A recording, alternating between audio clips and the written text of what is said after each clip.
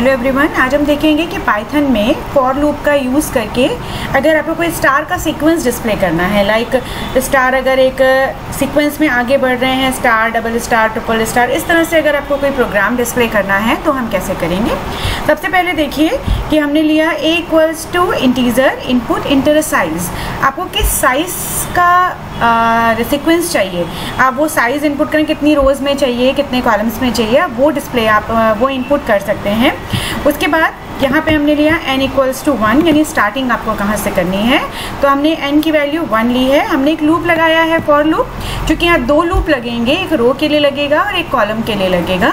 तो पहला वाला जो लूप हमने यूज़ किया है that is for x in range n a, क्योंकि फॉर लूप में हमने देखा है कि अगर आपको कोई एक रेंज देनी होती है तो रेंज हमने n से यानी 1 से स्टार्ट की है, कहाँ तक जाएगी, a तक। दैट मीन्स कितनी साइज आपको चाहिए, कितनी नंबर ऑफ रोज आपको चाहिए। सपोज मैंने 1 से स्टार्ट किया, नंबर ऑफ रोज 5 इनपुट की है, तो ये 1 से लेके 5 तक चलेगा, यानी जो ऊपर वाला लूप है वो रिप्रेजेंट कर रहा है नंबर ऑफ रोज को। अब हर एक रो में कितने स्टार डिस्प्ले होने चाहिए वो कॉलम रिप्रेजेंट करेगा। तो उसके लिए मैंने एक इनसाइड लूप लिया हुआ है फॉर का, वो डिपेंड करेगा, अगर पहली रो है तो 1 स्टार आएगा, दूसरी रो है तो 2 स्टार, तीसरी रो है तो 3। दैट मीन्स वो डिपेंड करेगा आपके रो की वैल्यू के ऊपर। तो यहाँ पे for y in range 1, x का मतलब है x जो है वो आपके रो को रिप्रेजेंट कर रहा है, 1 से स्टार्ट होगा। तो अगर x की वैल्यू 1 है यानी पहली रो में हो तो 1 to 1 यानी कि 1 स्टार।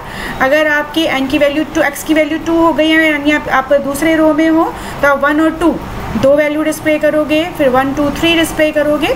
और डिस्प्ले करने के लिए, प्रिंट करने के लिए आपने लिखा प्रिंट, यहाँ पे हमने लिखा है स्टार जो आपको प्रिंट करना है। यहाँ आप कोई भी स्पेशल कैरेक्टर ले सकते हो जो आपको लेना है।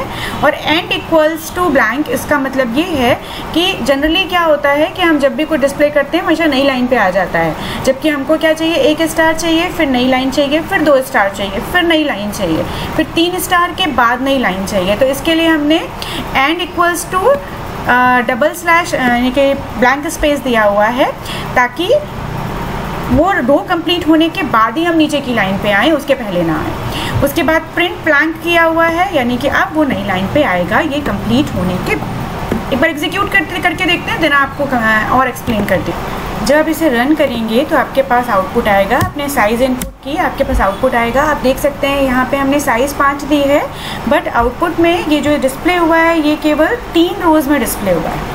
तो डिफरेंस कहाँ पे आता है, जब भी आप एक रेंज लेते हैं तो रेंज जो है वो n से स्टार्ट होके a तक जाएगी, यानी a से एक पहले, यानी कि ये वैल्यूज 1 से स्टार्ट होके 4 तक जाएगी, तो 1 छोड़ के 1 2 3। तो यहाँ पे इसे हम 0 से स्टार्ट करते हैं, यानी वो फर्स्ट और लास्ट वैल्यूज़ को स्किप करती है और बीच के वैल्यूज़ को लेती है रेंज में। तो यहाँ इसे 0 से स्टार्ट करेंगे और इसे n+1 तक लेके जाएंगे, +1 तक लेके जाएंगे। वैसे ही ये भी 0 से स्टार्ट करेंगे और इसको भी आप इसी तरह से रहने देते हैं। एक बार एग्जीक्यूट करके देखते हैं। साइज मैंने दी 5, आप देखिए ये 5 के साथ डिस्प्ले होगा, यानी आपको 0 से स्टार्ट करना है और +1 तक लेके जाना है। अगर आप यहाँ +1 नहीं करेंगे और इसको अगर आप रन करेंगे तो आपके पास 5 की जगह 4 रोज आएंगे, ठीक है। तो यहाँ 0 से स्टार्ट करना है और अगर आप जितनी भी वैल्यूज़ n की वैल्यू देंगे आपको उसको एक वैल्यू यहाँ ज़्यादा देनी पड़ेगी, क्योंकि वो लास्ट वैल्यू को स्किप कर देता है। तो यहाँ पे +1 करेंगे।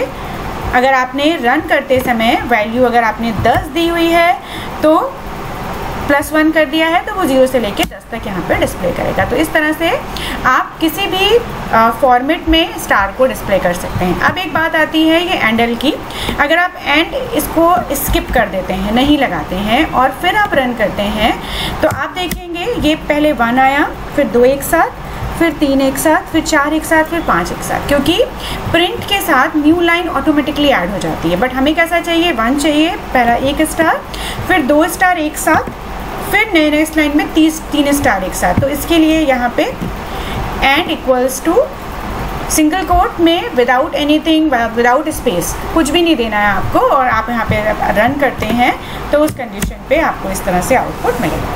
इस तरह से आप डिफरेंट टाइप के सीक्वेंसेस को भी क्रिएट कर सकते हैं, जो मैं आपको अगले वीडियोस में एक्सप्लेन करूँगी। So thank you so much everyone for watching the video.